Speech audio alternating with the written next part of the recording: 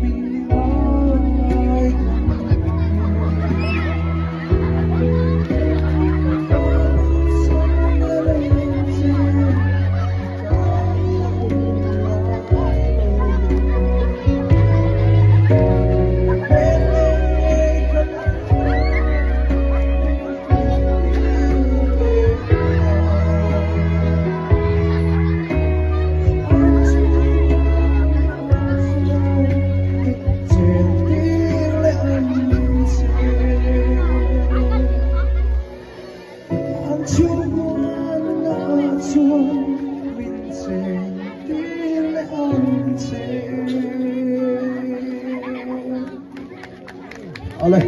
เราไหม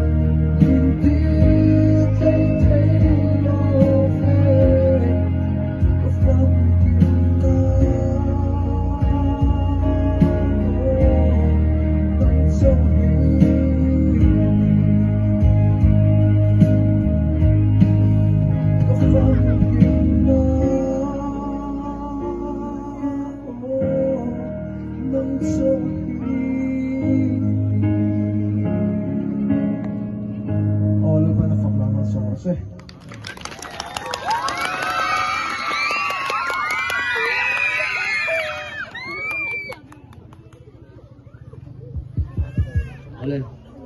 路邊岸，另外一度紅色嘅白點啱唔曬，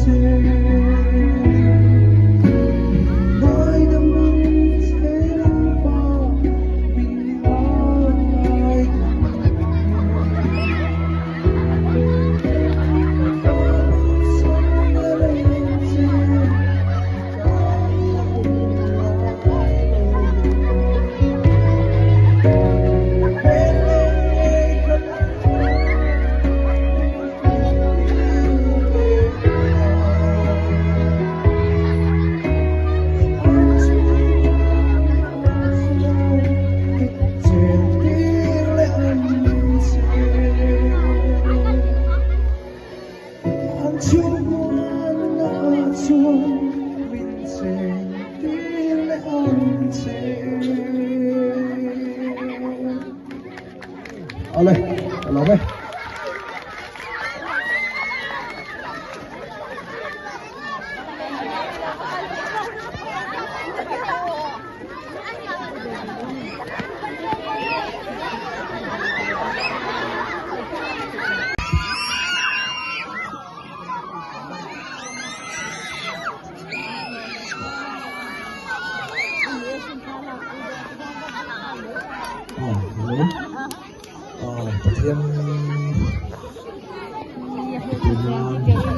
Suan tinakandang sana.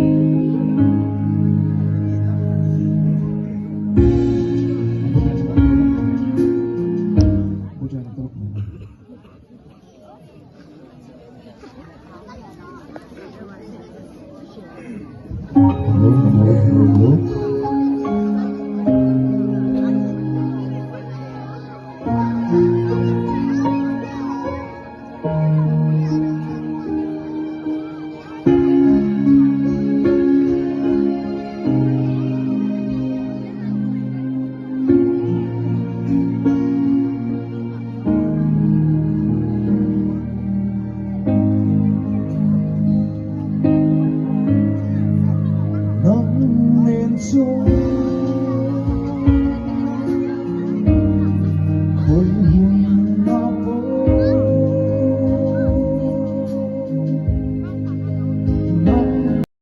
vula tai mataka ezong mekte zana chibai kan bu ka cheu D3 Business Enterprise chuan Mizoram ran vula ezong tatan rongli animal feed quality thra manman si intan kan ron chalut ta e rongli ran cho te hi International Standard Organization ISO certified ni in Union Ministry of Commerce and Industry noya IEC certified ni India le Singapore top animal husbandry and animal nutrition expert ten an formulate ni a quality von ulukle ni rongli animal feed te hi Department of Animal Nutrition Collection of Veterinary Science Assam Agriculture University test le en diklap zelan ni pig feed chang pig starter feed pig grower feed pig finisher feed pig show feed pig feed concentrate arvul titan broiler chicken feed le layer chicken feed kan nei tel le zele